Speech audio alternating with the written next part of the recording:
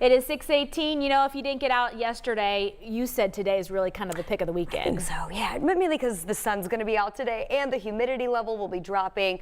Temperatures will be perhaps a degree or two below average, even in the low 80s. So it's going to be an overall pretty nice day. But I wanted to start with what could be a little bit of an issue this morning, and that's your visibility. It has dropped to about a mile in Lafayette. More rural and outlying locations certainly could be dealing with some of this patchy, dense fog this morning. This is up in Lafayette, especially over these open fields, things like that, where we did receive quite a bit of rainfall yesterday. We've got a lot of moisture trapped close to the surface, and that is creating these low-lying clouds. So this is I-65 up in Lafayette. Just want you to be prepared for that.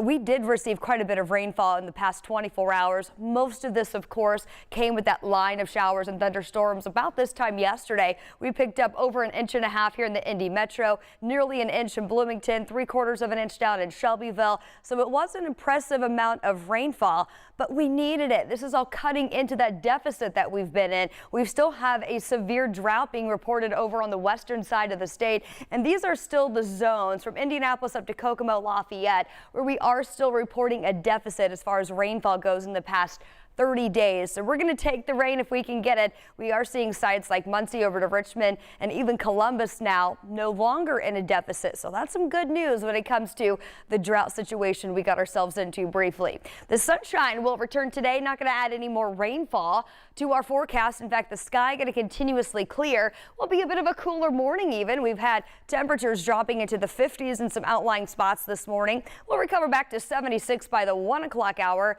and then by 5 p.m. as we approach the low 80s for highs, we're going to bring back that sunshine. 81 your high later today in Muncie. We'll go 83 in Greencastle, Bloomington, over to Columbus, also looking at a high of 83. Here's how this is going to play out today. Again, some morning clouds will linger, but by about the 2 o'clock hour, that's going to start to clear back out. We approach those daytime highs about 5 p.m.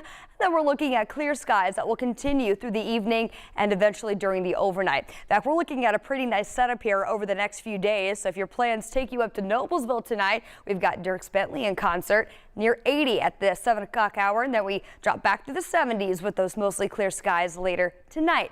Tomorrow, we're going to start cranking the heat. The sunshine sticks around. Temperatures will be mild in the morning, around 62. We are back to about 88 for a high on Monday, and these numbers are going to continue to rise through the middle part of the week. Everybody approaching the upper 80s, near 90 for highs on Monday.